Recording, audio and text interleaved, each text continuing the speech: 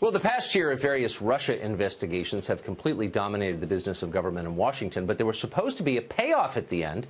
We were supposed to find a sinister plot between Donald Trump and Vladimir Putin to take over American democracy, but we didn't find that.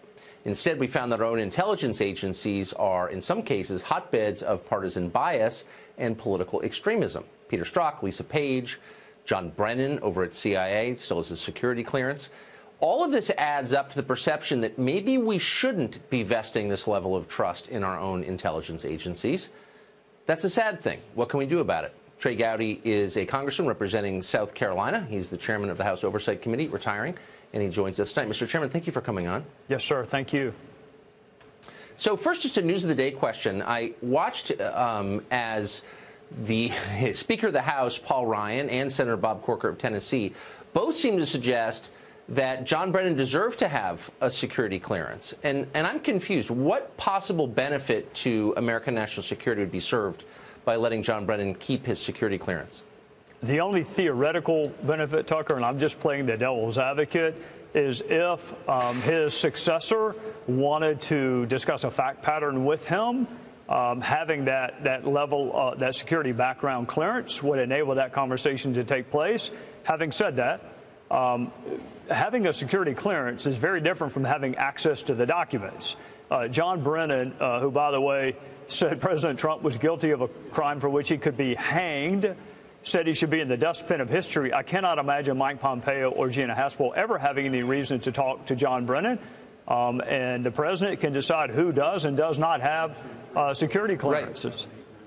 Right. What I can't imagine is how the Speaker of the House could look at the stories describing what John Brennan has said in the past year, totally irresponsible and extreme statements, and say, you know, that's the man we want to have a security clearance. I don't understand how you could reach that conclusion.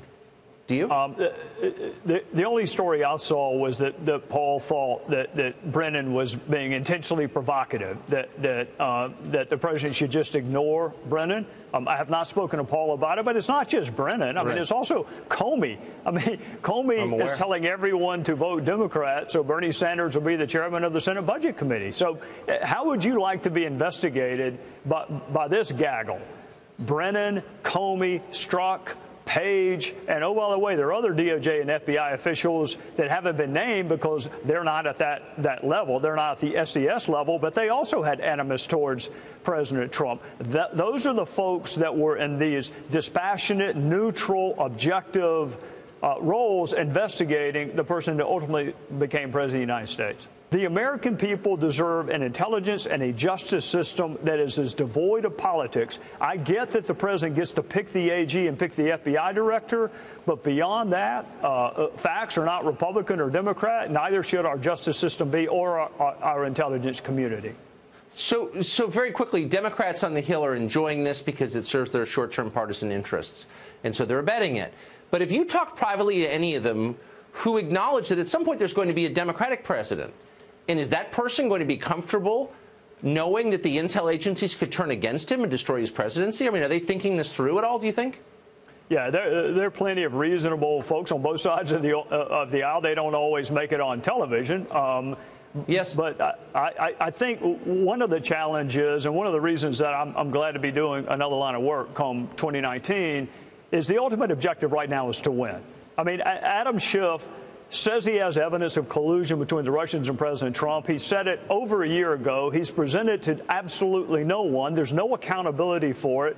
They want this investigation to drag on as long as it possibly can because it's going to affect the midterms, and they'll get the gavels in their hand. And what I would hope all of my federal citizens, regardless of whether you're Republican or Democrat, is just have higher expectations and demand more from your elected officials. It's not just about winning. It's also about governing in a responsible way that is worthy of people's respect.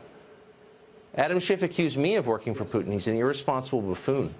It's sad to watch it, actually. Mr. Chairman, thank you very much. Try working with him. Try working with him. It's worse. I can't even imagine. I can't. Our empathy goes out to you. Thank you.